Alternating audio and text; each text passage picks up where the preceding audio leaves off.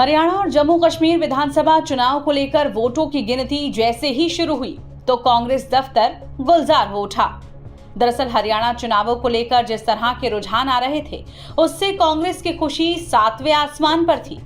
सुबह 8 बजे वोटों की गिनती के साथ ही कांग्रेस ने अच्छी खासी बढ़त बनाई हुई थी। आंकड़ा 55 को पार कर गया था।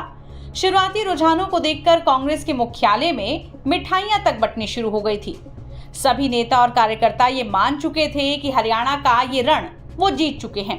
इसके ठीक 1 घंटे बाद जैसे पासा ही पलट गया हो, रेस में पिछड़ती भारतीय जनता पार्टी तीसरी बार सरकार बनाती हुई टैली पे नजर आने लगी थी, तो वहीं कांग्रेस दफ्तर से लोग गायब होते दिख रहे थे और वहां एक सन्नाटा सा पसरा नजर आ रहा था। वोटों की गिनती आज सुबह 8 बजे शुरू हुई। पहले 2 घंटे के शुरुआती रुझान ये इशारा कर रहे थे कि 10 साल बाद कांग्रेस के सिर ही जीत का सेहरा बंधेगा।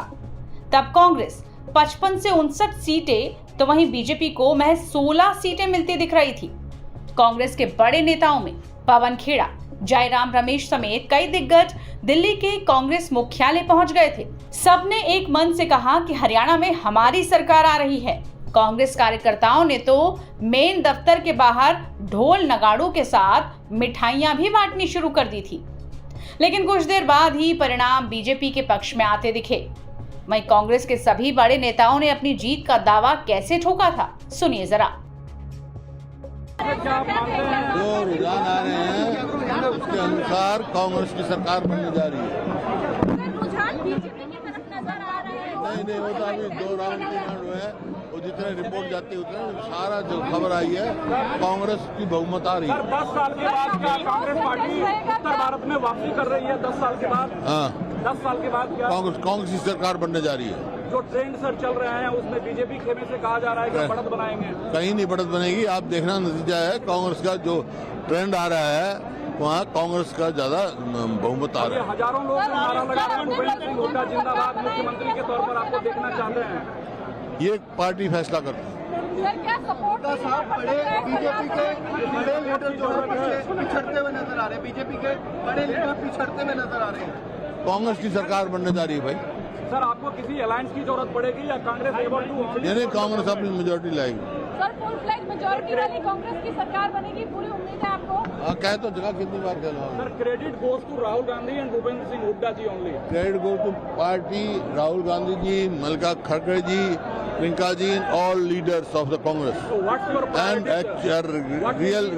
real credit goes to the people of Haryana. Sir रुझानों में काफी what will be your priority sir after the fall government? What will be your priority? How many questions will you ask? You ask one question. There are others also. Sir काफी रुझानों में close contest नजर आ रहा है, ऐसा expected था क्या? नहीं था, जहाँ कहीं क्लोज है कहीं है, लेकिन Congress is getting majority. Sir आपके लिए नतीजे आने वाले हैं, जो नतीजे अभी दिख रहे हैं? नतीजे मेरे को मालूम है कांग्रेस की सरकार बनने जा रही है। ज्यादा एक्साइटमेंट नहीं है किसी को भी। रुझान कांग्रेस का है और वो आएगा। ये राउंड्स चलते हैं, ये सब जानते हैं काउंटिंग कैसे चलती है। अभी आप देखेंगे जैसे जैसे डेवलप होगा। थोड़ी देर पहले कुछ और नजर आ रहा था आपको, अभी कुछ और है। थोड़ा और इंतजार। कांग्रेस पार्टी की सरकार प्रचंड बहुमत से बनेगी। मैंने आपको कहा था 60 प्लस के हम क्या लग रहा है आपको, क्योंकि ये तो रुझान है, बस नतीजे आपके फेवर में रहेंगे। बिल्कुल रहेंगे, आप देखिए, थोड़ा इंतजार करें।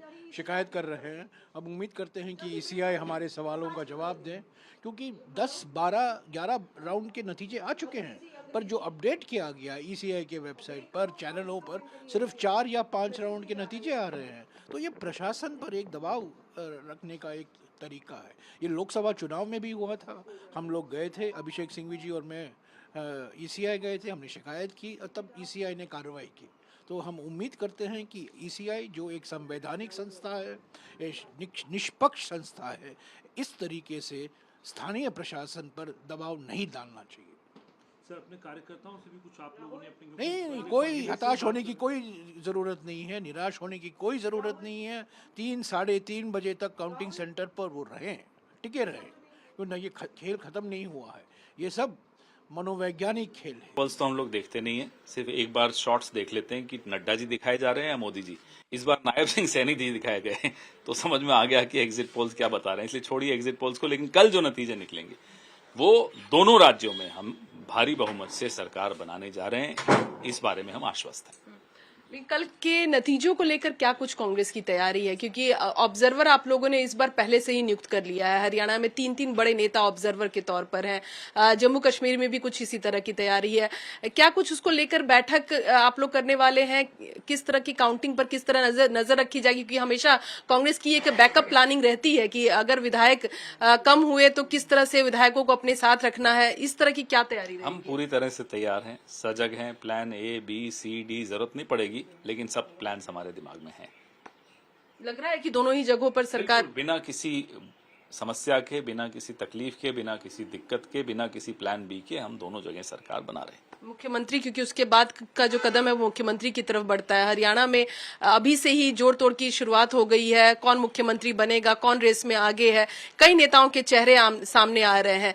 क्या कांग्रेस के लिए फैसला लेना कठिन होगा? नहीं, ऐसा नहीं है। हमारे यहाँ एक व्यवस्था है, एक प्रक्रिया है। बहुत पुरानी पार्टी है, पहली बार तो मुख्यमंत्री बनाए नहीं जा रहे। कई राज्यों में कई दशकों से ये प्रक्रिया चल रही है।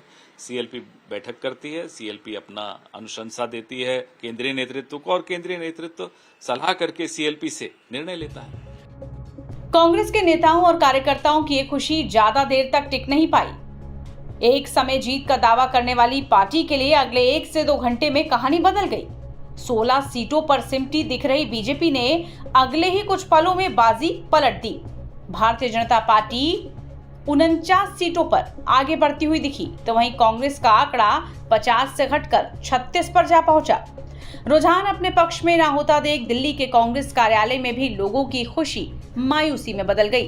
पार्टी के बाहर जश्न की तैयारियां शुरू कर देने वाले लोग अब गायब दिख रहे हैं। बहरहाल नतीजे चाहे जो भी रहें, लेकिन एक बात तो स्पष्ट है कि नतीजों से पहले किसी भी पार्टी का अति आत्मविश्वास में रहना पार्टी को भारी पड़ सकता है। कुछ ऐसा ही एक बार फिर से कांग्रेस के साथ होता दिख रहा है।